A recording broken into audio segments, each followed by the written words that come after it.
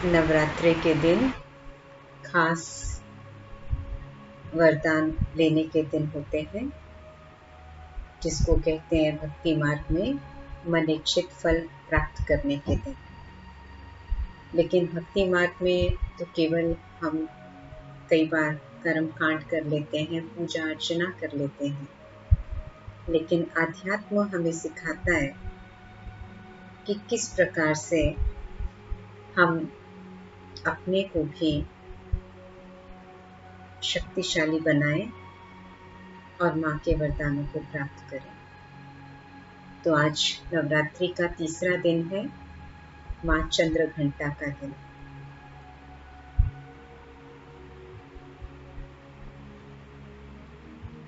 इसलिए माँ चंद्र घंटा को एक सुनहरे से आभा में दिखाते हैं, लाल साड़ी पहने हुए, 10 भुजाधारी, और उनके सिर पर चंद्रमा दिखाते हैं, जिस कारण उनका नाम चंद्र घंटा पड़ा। तो चंद्रमा जो है वो शीतलता का प्रतीक है, आभा का प्रतीक है, सौंदर्य का प्रतीक है। कोई बाहरी सौंदर्य की बात नहीं, लेकिन गुणों के सौंदर्य की बात है कि देवियां शक्तिशाली बनी गुणों के आधार से। जितना हमारे जीवन में गुण आते जाते हैं, उतना हमारी शक्ति बढ़ती जाती है, क्योंकि गुणों का भी शक्ति से कनेक्शन है।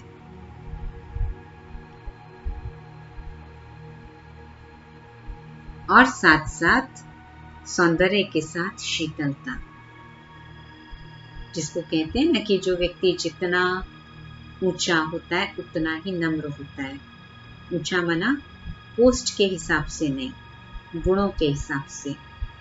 तो जो जितना गुणवान होता है उतना झुकता है, वो उतना नम्रचित होता है।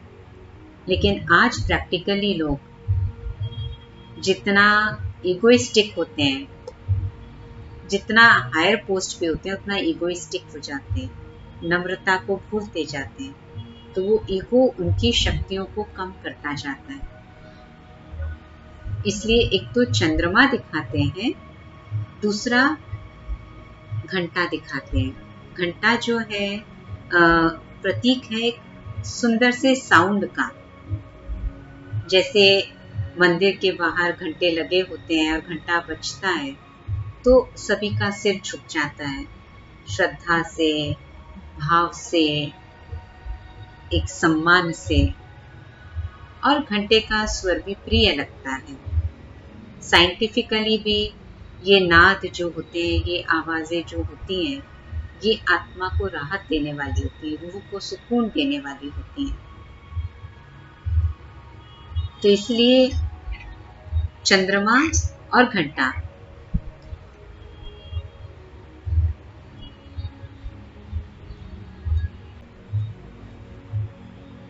तो चंद्र घंटा नाम इसलिए पड़ा।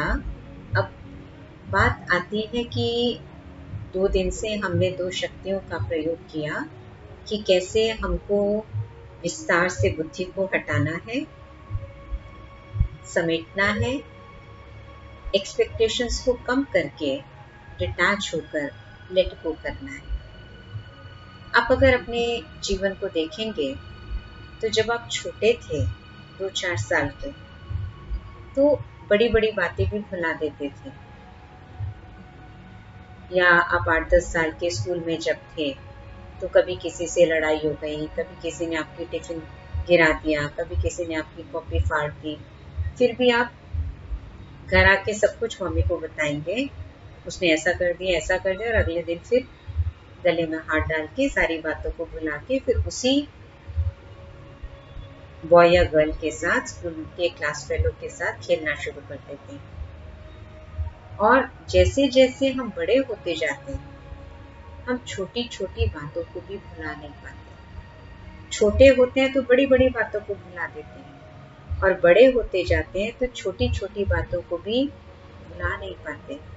और ये छोटी छोटी बातें जो हैं, अनेक नकारात्मक भावनाएं हमारे अंदर उत्पन्न करती हैं, जिससे हमारी ताकत कम होती जाती है। हमारी शक्ति कम होती जाती है, हमारी आत्मा की जो एनर्जी है वो डिप्लीट होती जाती है, क्योंकि नकारात्मक भावनाएं उत्पन्न ही होती हैं एक्सपेक्टेशन से, इच्छाओं से, अपेक्षाओं से, और जितना ये हमारी बढ़ती जाती है उतना हमारी आत्मा की शक्ति, रूह की ताकत खत्म होती जाती है। इसलिए एक्सपेक्टेशंस को कम करके हमको एक्सेप्ट करना, लेट गो करने के बाद एक्सेप्ट करना सीखना है, क्योंकि जितना हम एक्सेप्ट करते हैं उतना हम अपने मन को लाइट करते हैं और प्यार और पालना और नरिशमेंट का अनुभव करते हैं। इसलिए जब जो भी बातें हमको डिस्टर्ब कर रही हैं, जिनको हम लेट गो नहीं कर पा रहे, तो कल आप समय निकाल कर 10 मिनट, 15 मिनट, आधा घंटा, जिस भी बात को आप लेट गो नहीं कर पा रहे, छोड़ नहीं पा रहे, जो एक बोझ के समान एक दिन से, एक मास से, एक साल से, कई सालों से आपकी बुद्धि पर है, उसको सोचिए।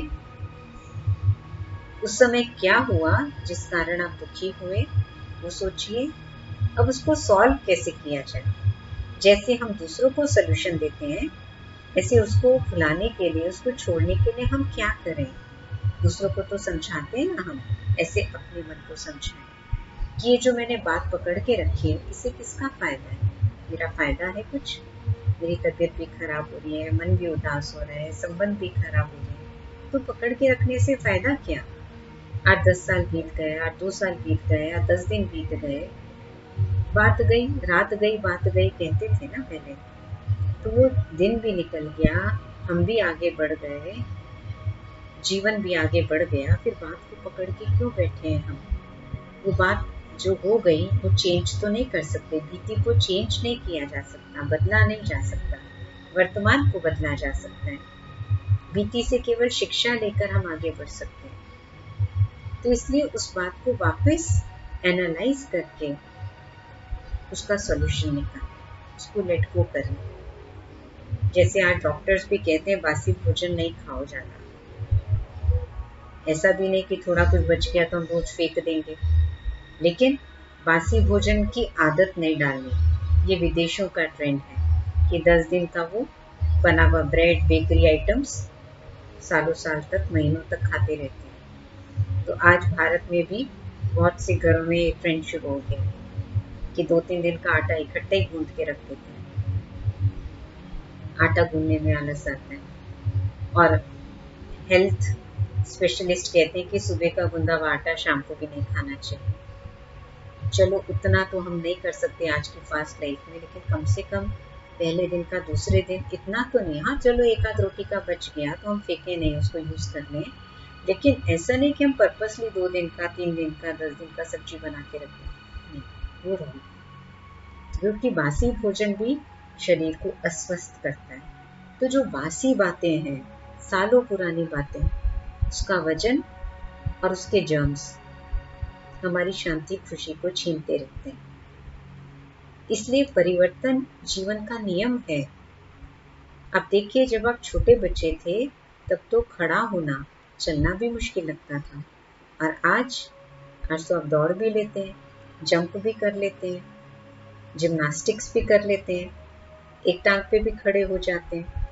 आज तो मुश्किल नहीं लगता ना, लेकिन पहले तो मुश्किल लगता था। तो इसी प्रकार से जैसे हम बचपन से बड़े होते गए, ऐसे अपनी आदतों में, अपनी हैबिट्स में, अपने सोल की एनर्जीज में, उसमें भी तो हमें बड़ा होना है ना। या उतनी शक्ति, या दिन पर दिन हमारी शक्ति कहीं कम तो नहीं होती जा रही। आंतरिक शक्ति की मैं बात कर रही हूँ यहाँ पर, फिजिकल पावर की नहीं। तो वो मुझे चेक करना है, और हो रही है तो उसका रीजन ही है हम एक्सपेक्टेशंस को ज़्यादा रख रहे हैं, एक्सेप्ट करना कम कर देते हैं। कई बार कई लोग जो हैं दूसरों को तो एक्सेप्ट करने लगते हैं, लेकिन अपने आप को नहीं एक्सेप्ट कर पाते। या तो हम ईगो में आ जाते हैं या हम गिल्ट में चले जाते हैं, दोनों ही रॉन्ग है। ईगो भी हमारी शक्तियों को बहुत खत्म करता है, और गिल्ट भी हमारी शक्तियों को खत्म करता है। अगर हमसे कोई गलती हो भी गई, लेट गो उसको भी करना सीखना है। ऐसा नहीं कि बस हम गलती करते जाएं और माफी मांगते जाएं। मेरा कहने का भाव वो नहीं है। या हम कोई प्रॉब्लम है उसका एनालिसिस ही नहीं करें, छोड़ दें उसको ऐसे ही, जो जो कर रहा है करने दें, फिर तो सिस्टम ही बिगड़ जाएगा। लेकिन दूसरों को भी माफ करना सीखें, अपने आप को भी माफ करना सीखें, सलूशन निकालना सीखें। क्योंकि जितना हम एक्सेप्ट करते जाएंगे उतना हमारी संतुष्टता, कंटेंटमेंट बढ़ती जाएगी। इसलिए एक संतोषी देवी को भी हम याद करते हैं ना। तो संतोषी माँ को तो पूजा, लेकिन संतोष तो ना ही नहीं जीवन। संतोष को सबसे बड़ा धन कहते हैं। सबसे कीमती गुण है संतोष, सेटिस्फैक्शन। सेटिस्फैक्शन का यहाँ अर्थ ये नहीं है कि हम लाइफ में प्रोग्रेस ना करें। अरे जो है जैसा है ठीक है, बस चलता है, 10 नंबर आए तो 10 ही सही, फेल हो गए तो फेल ही सही, 3rd डिवीजन आई तो कोई बात नहीं। ये संतुष्टता का मतलब नहीं, ये वाली संतुष्टता नहीं। सब कुछ प्रयास करने के बाद, जिसको कहते हैं do your best and leave the rest, पूरा एफर्ट करने के बाद फिर भी अगर सफलता नहीं मिली तो संतोष को अपनाएं। सारे हाथ पांव मारने के बाद फिर भी आप किसी को बचा नहीं पाए तो कंटेंट रहें, संतुष्ट रहें। प्रॉब्लम को ठीक नहीं कर पाए, संतुष्ट रहें। बाकी उसका मतलब ये नहीं बचा नहीं पड़ रहा, हम संतुष्ट हैं, कोई बात नहीं, वो शरारतें कर रहा है, चीजें नुकसान कर रहे हैं। आजकल कई उल्टी रीति से संतुष्ट बहुत हो जाते हैं।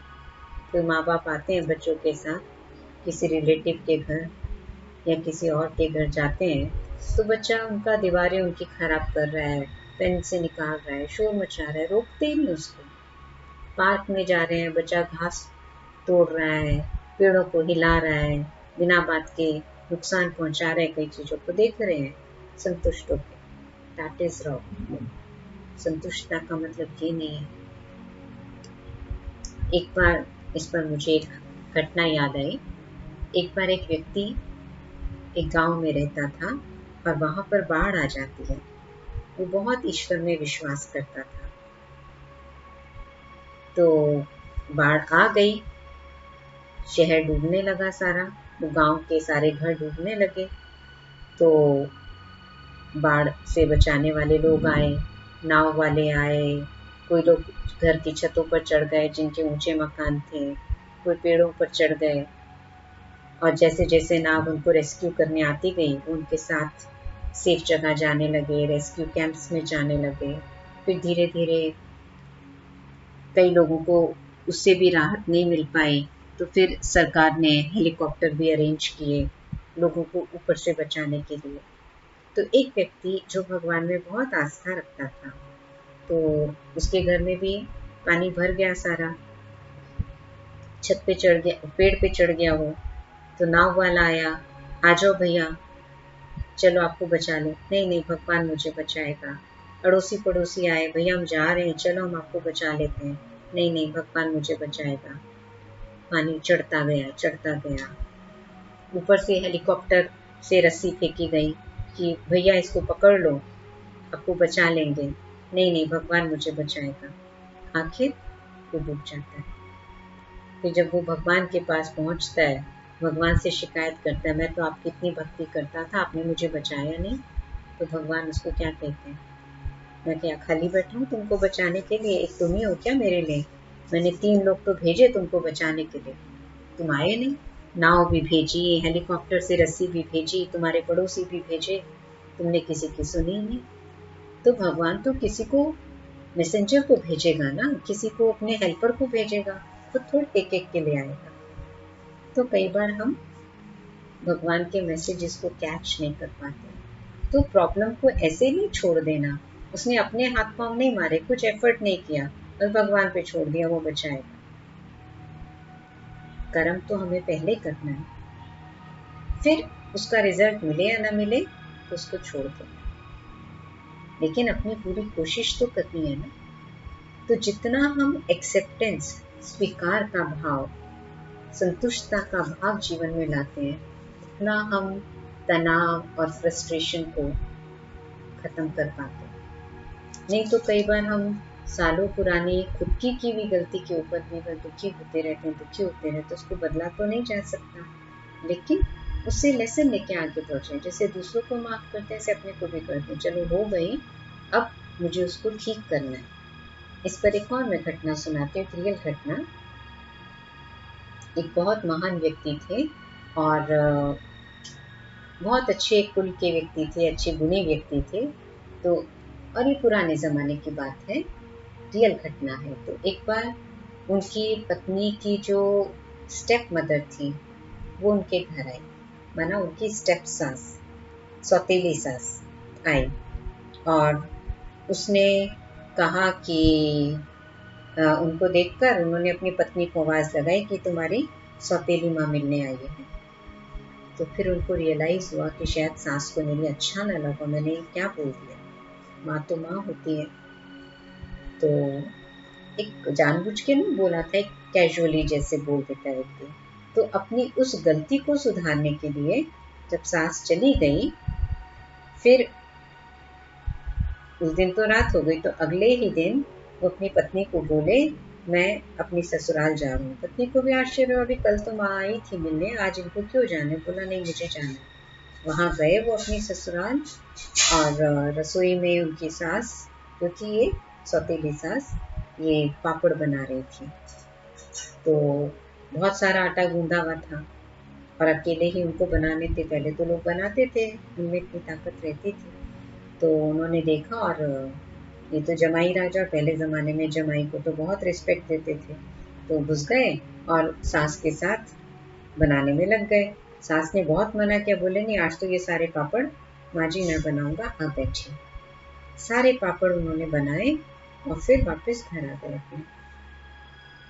तो ये ऐसा उनका करने के पीछे भाव क्या था कि वैसे तो मैंने ऐसा कुछ कहा नहीं है, लेकिन गलती से भी मेरे मुंह से जो निकल गया, अगर मेरी सास को कहीं पिंच हो गई वो बात, तो उस अपनी गलती को सुधारने के लिए वो अगले ही दिन उसके पास गए और इतना सेवा करके आ गए, जो अगर उसको कहीं किसी कोने में चुभा भी होगा उनका ये बोल, तो भूल जाएगी। तो कहने का भाव है कि कभी हमसे कोई गलती हो भी जाए, तो उस गलती को सुधारने के लिए जो हो गया, कमान से निकला हुआ तीर वापस तो नहीं आ सकता, जैसे मुख से निकला हुआ बोल वापस नहीं आ सकता। तो उसको सुधारने के लिए उन्होंने इतनी सेवा कर दी अगले दिन। ये तो जमाई, वो भी मेल, और बैठ के पापड़ बनाए इतने। उस जमाने में तो वैसे भी आदमी लोग ऐसा काम तो कम करते थे, रसोई के काम औरतें करती थी, लेकिन उन्होंने सारा किया अपनी उस गलती को सुधारने के लिए। तो उसके गिल्ट में जाने की बजाय हमें कुछ ऐसा प्रयास करना चाहिए ताकि हम अपनी वो गलती सुधार सकें। तो इसलिए हम थोड़ा समाना सीखें, अपनी भी गलतियों को, दूसरे की भी गलतियों को। तो जितना हम समाते जाते हैं, उतना हमारी ताकत बढ़ती जाती है। और समाने के लिए विशाल हृदय चाहिए। जैसे आप देखो, सागर कितना विशाल होता है। सागर कभी ये नहीं कहता कितनी नदियां आकर मेरे मेरे अंदर गिरेंगी। नदी, झरने, तालाब, नहरें, नाले, सबका पानी सागर में जाकर मिल जाता है। और सागर का पानी फिर भी साफ, क्योंकि सागर अपनी लहरों से हल्के कीचड़े को किनारे फेंक देता है और भारी कीचड़े को समा लेता है। कई बार कितने बड़े बड़े शिप डूबे होते हैं उसके अंदर, ऊपर तो कुछ भी दिखाई नहीं देता। लेकिन नदी, नदी को साफ करने के लिए तो सरकार को भी अभियान करने पड़ते हैं कई बार। आपने कभी सुना सागर को साफ करने के लिए कोई प्रयास किया गया? क्योंकि सागर इतना विशाल है। तो अपने दिल को इतना विशाल बनाए, अपनी समाने की शक्ति को, power to accept and adjust, इतना बढ़ाएं कि हम दूसरे की कमियों को और अपनी कमियों को भी समझ सकें।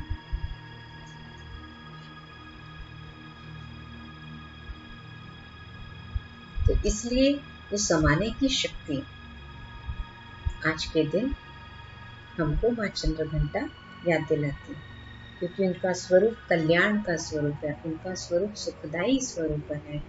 उनके कहते हैं अलौकिक दर्शन से भक्तों की अनेक कामनाएं पूरी हो जाती हैं। लेकिन माँ को तो हमने याद कर लिया, पर अपने जीवन में क्या धारण करना है?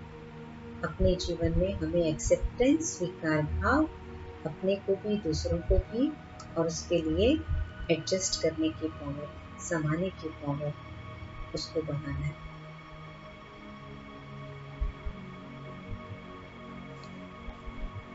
और जब हम समा लेते हैं तो फिर हमें सहन करना भी आसान हो जाता है। नहीं तो छोटी छोटी बात में गुस्सा कर देते हैं, नाराज हो जाते हैं। जैसे दुख देना गलत है, ऐसे दुख लेना भी गलत है। लेकिन हम देते भी रहते हैं, लेते भी रहते हैं, क्योंकि ले लेते हैं तो फिर देंगे जरूर। अंदर नेगेटिव लिया तो बाहर भी नेगेटिव बोल निकलेगा ना। किसी की बात से हम हर्ट हुए तो फिर किसी और को हम वो हर्ट आगे पास ऑन कर देते हैं। इसलिए अपने आप से पूछना चाहिए, हम कितने दिनों तक इस दर्द को, इस बेइज्जती को, इस चिंता को, इस डर को पकड़ के रखना चाहते हैं? क्योंकि इससे मेरा वाइब्रेशन भी कमज़ोर होगा, मेरे आसपास का वातावरण भी कमज़ोर होगा, मेरी फैमिली के मेंबर्स की भी एनर्जी डिप्लीट होगी। क्योंकि मैं जब दर्द में जा रही हूँ तो मैं दर्द में जाने का अपना संस्कार पक्का कर रही हूँ, तो उससे मेरी सेहत पर भी असर होगा। ऐसा नहीं मेरे दर्द में जाने से खाली मुझे ही असर होता है, मेरी सेहत खराब होगी, मेरा वातावरण खराब होगा, मेरे रिश्ते खराब होंगे, मेरा व्यवहार खराब होगा, और मेरा धीरे धीरे परिवार, समाज, विश्व सब पर असर आता है। इसलिए मुझे दर्द में जाने का अपना संस्कार पक्का नहीं करना, नहीं तो वो आदत बन जाती है। इसने मुझे दुख दिया, इसके कारण मैं दुखी हूँ। लेकिन वो तो दुख दे रहे हैं, हम ले नहीं ना, हम दर्द में नहीं जाएंगे। पर इतना जितना कहना आसान है, इतना करने के लिए थोड़ा एफर्ट करना पड़ता है। क्योंकि जब हम अपने आप को भी प्यार करते हैं ना, दूसरों को प्यार करते हैं, तो अपने आप को भी हम प्यार करते हैं तो अपने स्वमान में रहेंगे, दर्द में खो जाए। किसी ने कहा तुम तो बिल्कुल बेवकूफ हो, तुमको कुछ नहीं आता है। लोगों की तो आदत है ना आजकल बिना बात की निंदा करने की। जो सही होता है उसी की निंदा करते हैं जान के, उसको गिल्टी कॉन्शियस फील कराने के लिए, ताकि वो अपने गलत स्वार्थ को पूरा कर सके। आज की दुनिया में यही चलता है कि लोग खुद ही गलत करते हैं और जिसके साथ गलत करते हैं उसी को दोषी ठहरा देते हैं। वो ये भले भूल जाते हैं कि इससे वो अपना पाप कर्म ही बढ़ा रहे हैं, लेकिन जो सही है उसको भी दर्द में नहीं जाना, दूसरे की गलत बात को थोड़ी एक्सेप्ट करना है। इसलिए अपने आप को भी प्यार करें, हर समय अपने को कोसते ना रहें। हम भी प्रेशियस हैं, हम भी वर्दी हैं, हम भी विशेष हैं, महान हैं, भगवान की स्पेशल रचना है। ऐसे ऐसे अपने आप से बातें करें। जैसे हम माँ बनकर दूसरों की पालना करते हैं, परिवार की पालना करते हैं, ऐसे माँ बनकर अपनी भी पालना करनी है। अपने को भी प्यार देना है, अपना भी ध्यान रखना है। जो आत्मा रूपी बच्चा है मेरे अंदर, उसकी भी संभाल करनी है। कभी उसकी गलतियों को माफ करना है, कभी उस पर बड़ा रूप रखना है। जैसे बच्चों के साथ लव एंड लॉ का बैलेंस रखते हैं, ऐसे अपने साथ भी लव एंड लॉ का बैलेंस रखना है। तो एक्सेप्टेंस के साथ एडजस्टमेंट, समाना और टॉलरेट करना। अब कोई कहते कहाँ तक टॉलरेट करें, कितना टॉलरेट करें,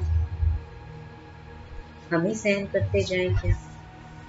तो सहन करने के साथ साथ मुझे परखना भी है, कहाँ सहन करना है, कहाँ नहीं। वो तो हम आगे आने वाली शक्तियों में लेंगे।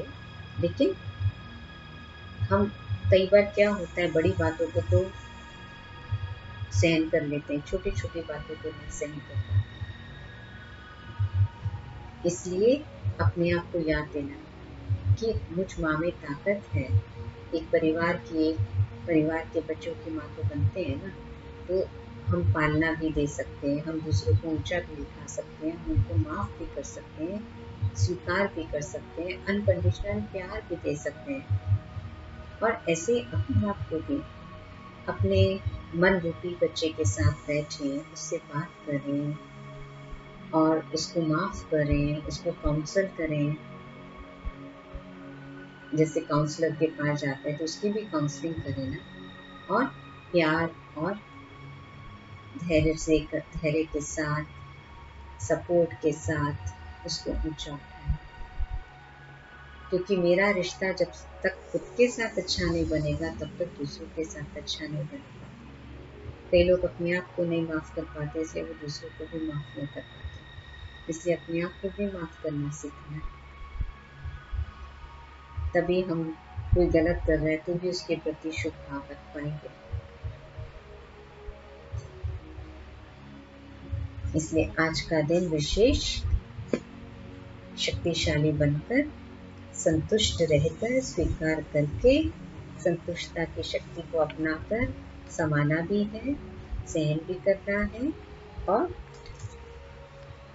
माँ बनकर प्रेम को पालना भी करनी है। तब वो चंद्रमा के समान शीतलता हमारे जीवन में आएगी, वो गुणों का सौंदर्य हमारे जीवन में आएगा और हमारे सामने अनेकों का सच झुकेगा। सीधे होकर बैठ जाइए।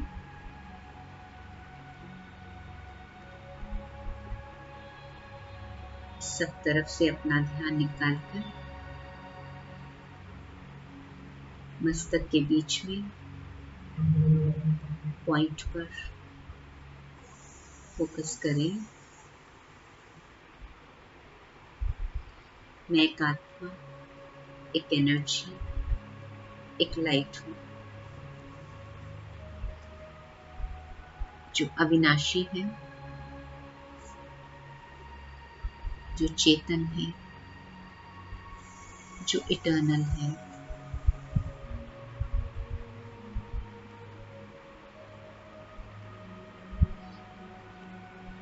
महसूस करने की कोशिश करें कि मैं इस शरीर से अलग इसकी मालिक हूँ।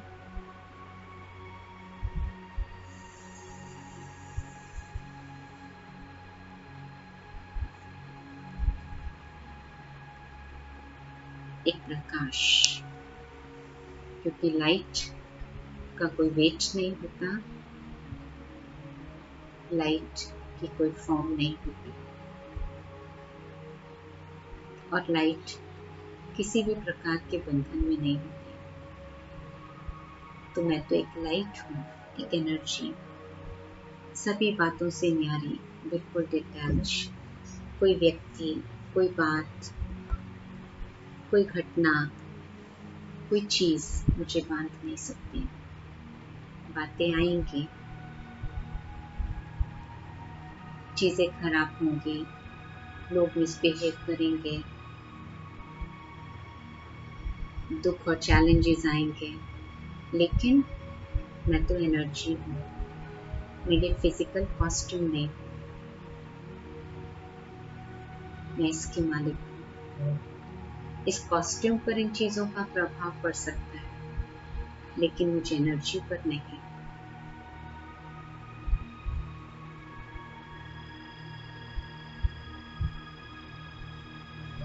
ये बहुत शक्तिशाली है।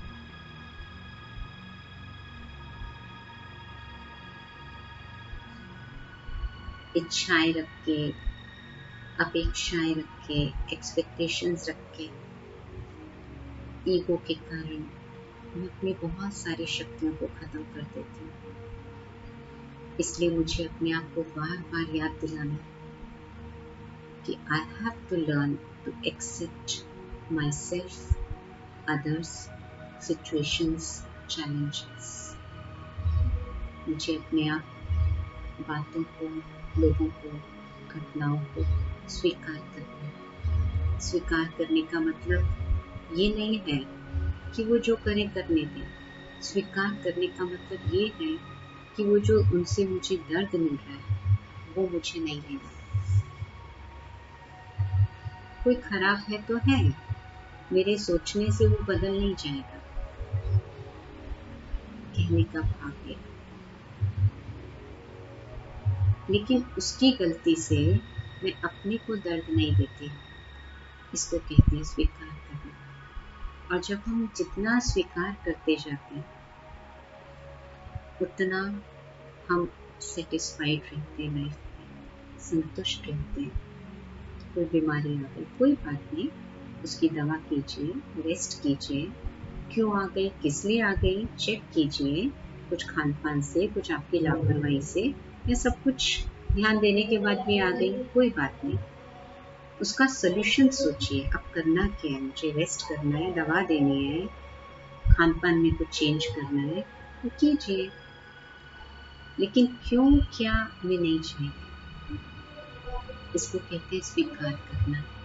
स्वीकार करने का मतलब ये नहीं कि आप दवा नहीं कीजिए, रेस्ट नहीं कीजिए और उसको लेके बस बैठ जाइए, आ गई कुछ नहीं करना, वो भी नहीं।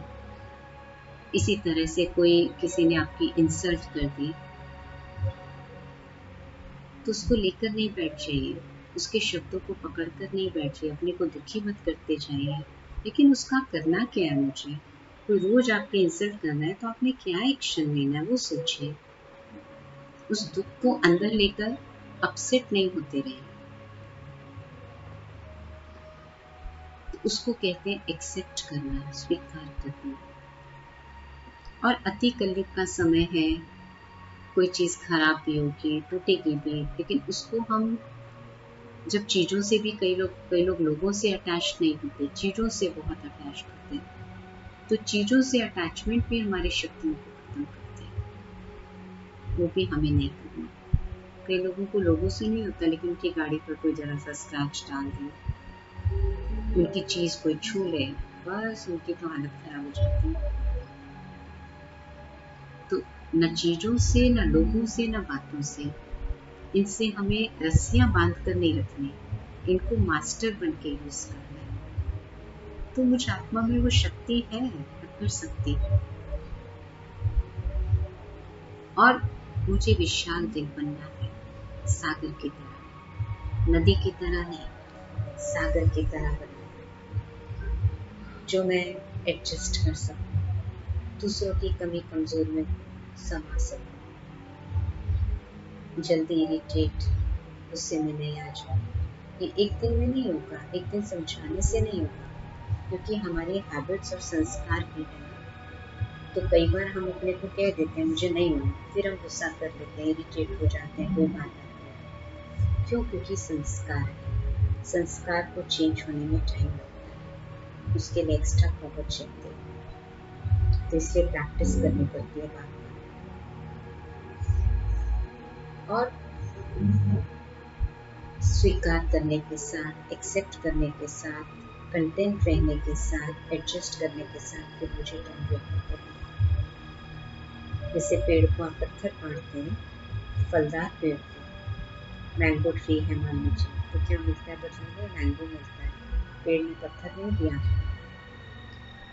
तो कोई गलत कर रहा है तो वो अपने लिए तो पाप कर्मों का बीज बो रहा है, लेकिन हम शुभ भावना रख सकते हैं, हे प्रभु इसकी सद्बुद्धि दीजिए, ये भी अपनी बुराई से छूट जाए।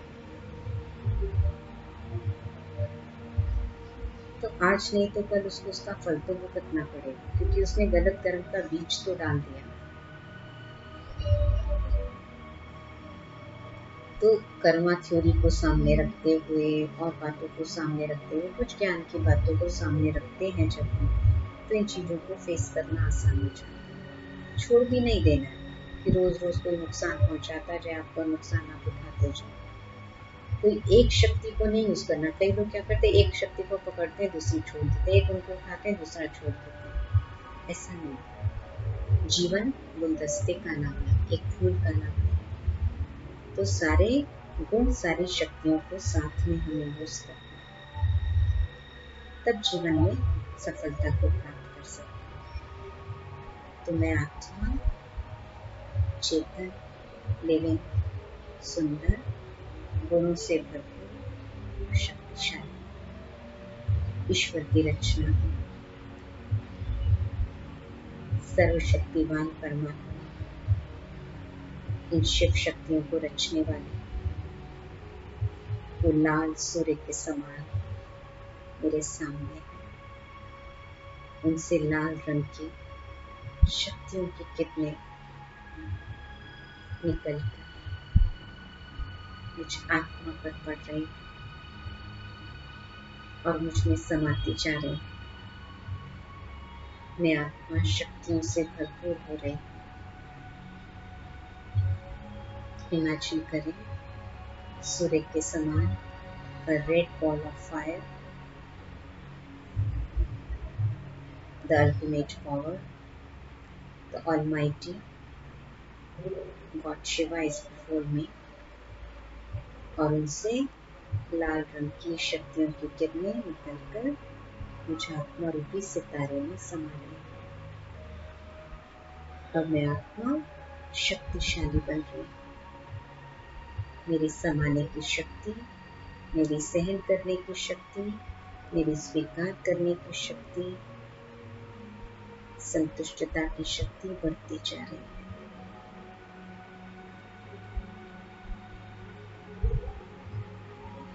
अब इन शक्ति की किरणों को अपने मस्तक सितारे से सारे शरीर में फैला दें। इमेजिन करें लाल रंग की किरणें आत्मा रूपी सितारे से निकलकर पूरे शरीर में फैल रही हैं।